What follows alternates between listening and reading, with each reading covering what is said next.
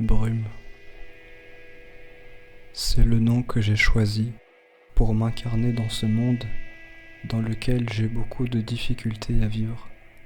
Comme si ce monde n'était pas vraiment le mien. Comme si je venais d'un autre espace-temps, d'une toute autre planète. Si ce nom est venu jusqu'à moi, ce n'est pas un hasard.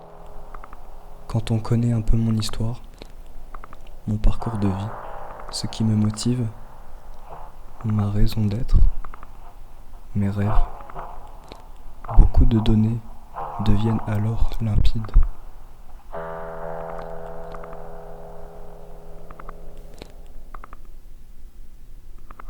Je peux être perçu comme une personne énigmatique qui cache ses plus profondes émotions et sentiments à travers un épais brouillard.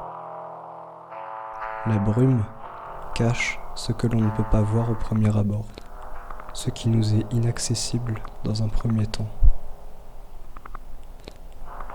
Mais si nous tendons l'oreille et que nous faisons confiance à notre propre être, la possibilité de franchir ce mur devient alors possible.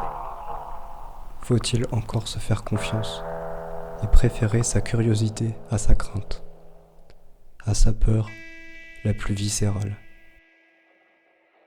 Car, de l'autre côté, nous trouvons souvent de nouvelles pistes à explorer, de nouveaux chemins à arpenter, de nouvelles chimères à rencontrer.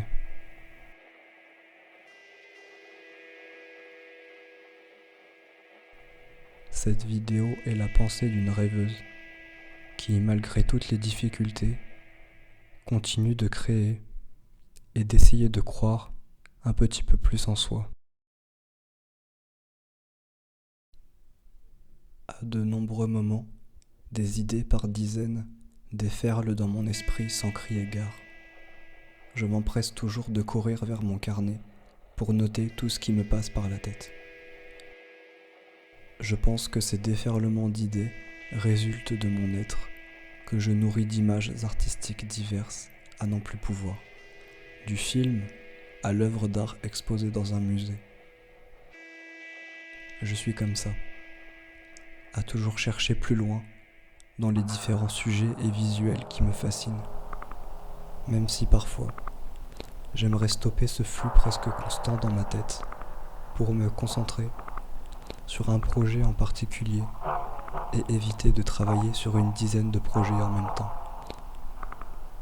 Un autre point de vue, peut-être que ce chaos avec lequel je me suis familiarisé depuis un certain temps n'est pas une si mauvaise chose. Mais si une chose me terrifie, c'est bien la peur de ne jamais voir naître toutes ces choses que j'ai pu imaginer. Je sens que je tiens entre mes doigts quelque chose de beau et j'aimerais explorer cela le plus possible. Je suis tout à fait consciente que généralement, dans une seule vie, c'est alors presque impossible d'en faire complètement le tour.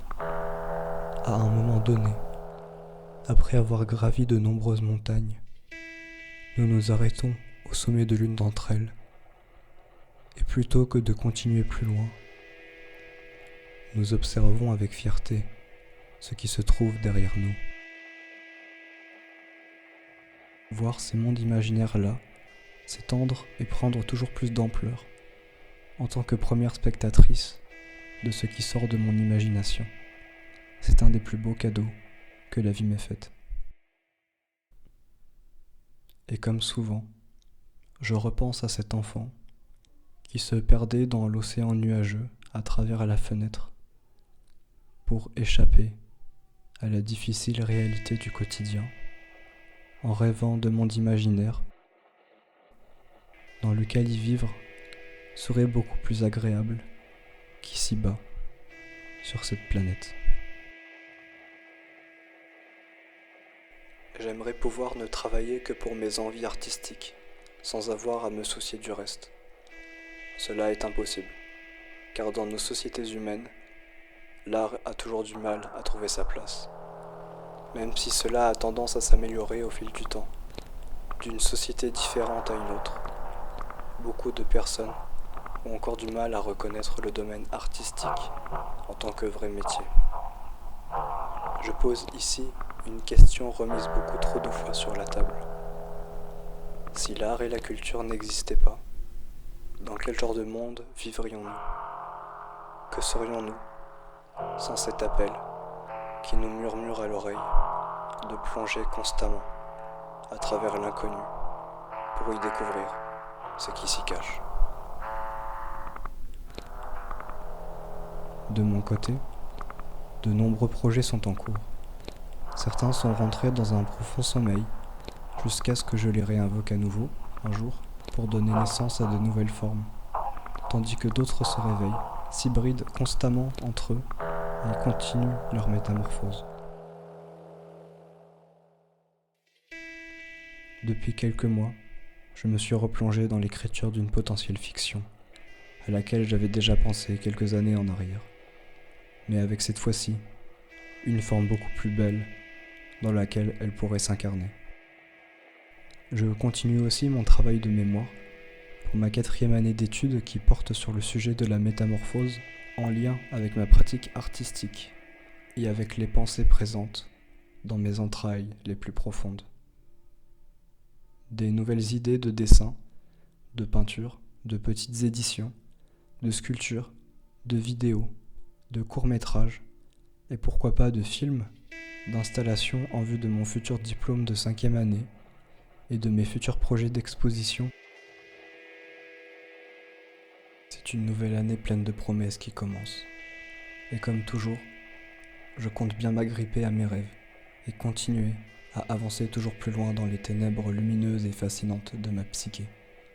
Comme toujours, je répondrai à l'appel de l'inconnu, de l'étrangeté qui attend, là, quelque part, dissimulée dans l'ombre, prête à bondir à tout moment afin de se révéler.